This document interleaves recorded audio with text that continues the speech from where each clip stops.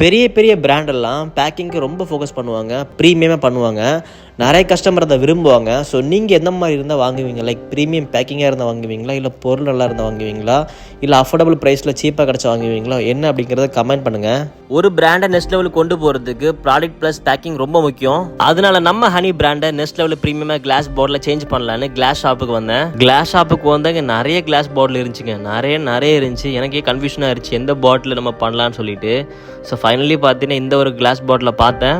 இது வந்து பார்த்தீங்கன்னா 250 ml சொன்னாங்க. பட் 250 ml இருந்தாலும் ஹனி வந்து 350 ml பிடிக்கும்.